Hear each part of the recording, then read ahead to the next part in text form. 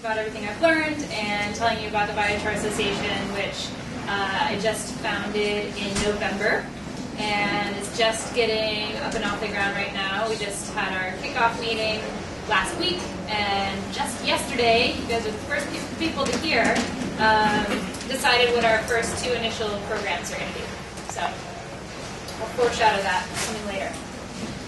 But first, this is Buckminster Fuller, and he's my muse, and I love this quote and this stance of where we are in terms of humanity. So my own picture of humanity today finds us just about to step out from amongst the pieces of our just 1 second ago broken eggshell. So we're like a little chick. Our innocent trial and error sustaining nutrient is exhausted. We are faced with the entirely new relationship to the universe. We're going to have to spread our wings of intellect and fly or perish. So, Bucky talked about being in the midst of our final exam as humanity. And I think the biochar industry that's being birthed right now is a huge part of that, the solution that's going to bring us out of the multitude of crises that are falling down on us right now. So, what is biochar? I'm not sure what levels of knowledge we have in the room, but basically biochar is a highly porous and stable charcoal that's applied to the soil. If it's not applied to the soil, it's not biochar. It's charcoal. You can make filters out of it, you can do a lot of other things, but it's only biochar if it's applied to the soil.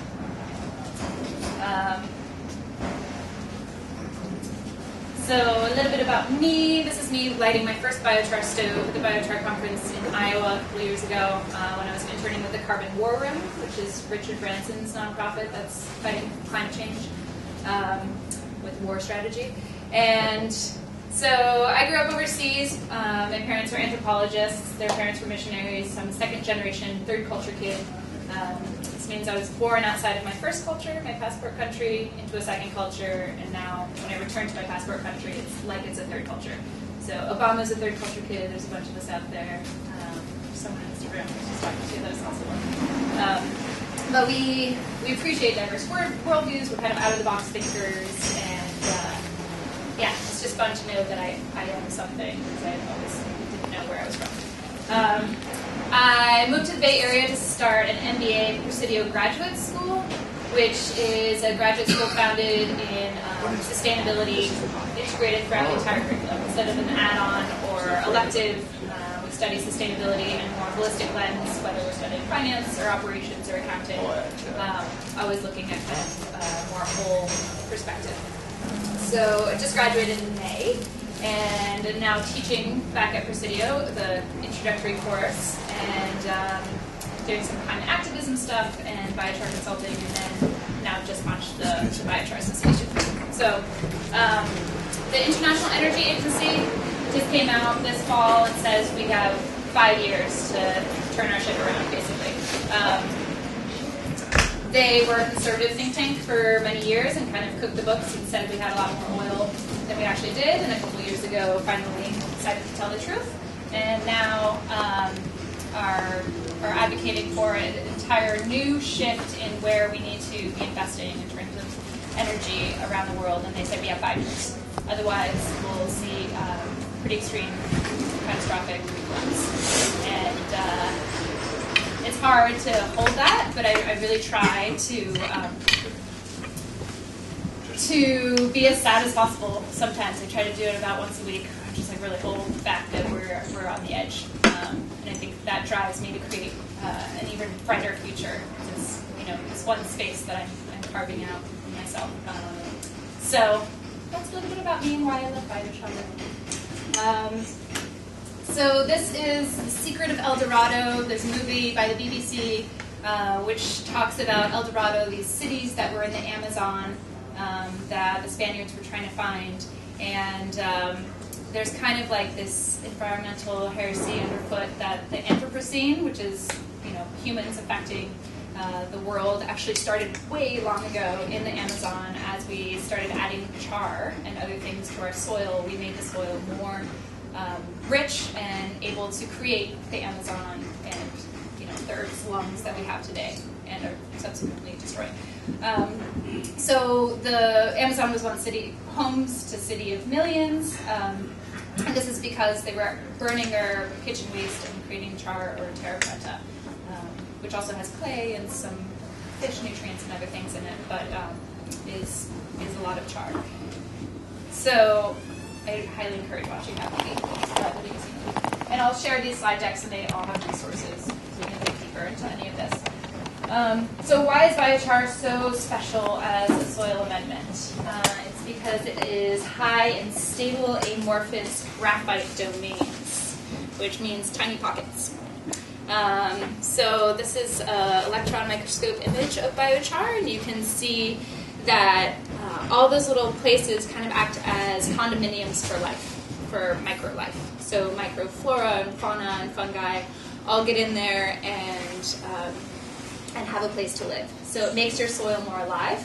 And conventional agriculture tells us right now that dirt is inert and that we have to add anything to it that the plants would need. But it's really, dirt is alive, and we need to keep it alive and growing in order to have a more sustainable agricultural system.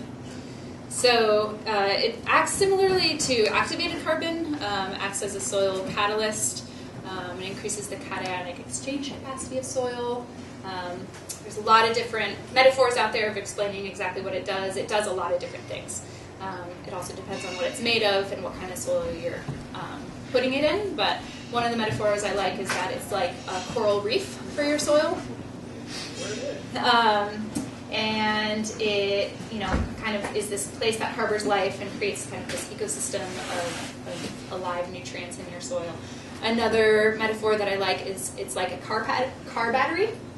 So it works with your plants in your soil to kind of keep nutrients flowing and recreating as the nutrients are being taken out from the plant. It actually can recreate those energies, those nutrients using biochar. I don't get that analogy quite as well, but you know what I mean. So that's its composition. And this is a cool infographic put together by Red Gardner about all the myriad benefits of biochar. It decreases root nutrient runoff. It has a high cationic exchange capacity. It improves the soil tilth. Also, it captures carbon in the soil for up to millennia. We're not really sure exactly how long, but we found biochar in the Amazon that's 2,500 years old already. And this is really cool. It has remediation properties. They've found with some heavy metals it actually breaks down, it can break down toxins into small enough components that bacteria can actually eat them. So it's a unique remediation tool in that way. It's unlike geraniums or sunflowers or other bioremediation techniques where you then have to take away that biomass as hazardous waste. This can actually help break it down completely. So not all biochars are created equal. There's a huge variety out there. This is a great graph put together by Johannes Lehmann, who's arguably the global expert in biochar out of Cornell University. And he talks about this 500 degrees C optimum temperature for creating char, which has a low carbon, labile carbon or available carbon. The carbon's more stable. The cationic exchange capacity is at this point. The surface area is at its highest. And the pH is pretty neutral. So that's kind of where people tend to focus. Again, depending on your feedstock and your soil that you're using and all the other factors that come along with working in agriculture, you might want something that has more available carbon so that you can add more carbon to your soil, or you might want something that has an even higher cationic exchange capacity if that's what you're going for. So so this just tells you how different they can be. Is there a standard out there for what that defines the combination of the? What do you mean? Is there a standard for it, say, for commercial uses? or some international standard for biochar? Yeah, the International Biochar Initiative right now is about to finish a guidelines standard so that biochar producers can test their biochar according to the pH and toxins available and a number of things. And it'll create kind of like a nutrient label, nutrition label for food, similar to that, but for biochar that'll say kind of what it's made of. Yeah, what it is. Yeah, so that's being created right now. And there's also sustainability guidelines that are being drafted right now that I'm helping with. I'm on the advisory council for the IBI. That's one of my pet projects, is the sustainability side of things. Because there's a lot of biomass out there that should be left in place, and yeah, it's a touchy subject. So there's an article by Johannes Lehmann and Stephen Joseph from Nature Communications that says that if we produce enough or as much biochar as we can, and they have a couple different scenarios, we can offset up to 12% of current greenhouse gas emissions in the world. So this isn't the only thing that's going to save us all, but it definitely has the potential to be a huge component in bringing stability and bringing our carbon levels back down to 350 parts per million, which is the safe level of carbon dioxide that we can have in our atmosphere in order to support life as we know it. I get really excited because it's a climate adaptation tool too. It's not just climate mitigation, so it makes soil more resilient. We're already seeing extreme weather around the world, and biochar in soil helps the soil deal with droughts and floods because of its water and nutrient retention capabilities. So that really excites me, the adaptation piece of it. It's also a carbon negative energy solution. It reduces black carbon, which is soot, and soot has this immediate effect, unlike carbon dioxide, which has a lag time of about 100 years. Soot in our atmosphere has an immediate effect on our warming. So there's actually a new coalition started by Hillary Clinton to focus on soot and methane reductions because we can't pass climate legislation in this country. They're kind of focusing their attention on stuff that they can do, which is focus on these short-term greenhouse gases. And final reason why you should care, the U.S. Biochar Initiative conference that only happens every 2 years is going to be in our backyard in Sonoma this summer. I'm going to talk to Ray here about it, his flyers. Highly encourage everyone to go there. There's going to be some really awesome people. I think there was like 100 abstracts already submitted, so there's going to be biochar experts from all over the world there. And I went to the one in Iowa 2 years ago, and it changed my life, literally. So that is biochar. Whoop. So who makes biochar? There's about 80 companies around the world. Only a quarter of those actually have something to sell right now, so it's brand new baby industry.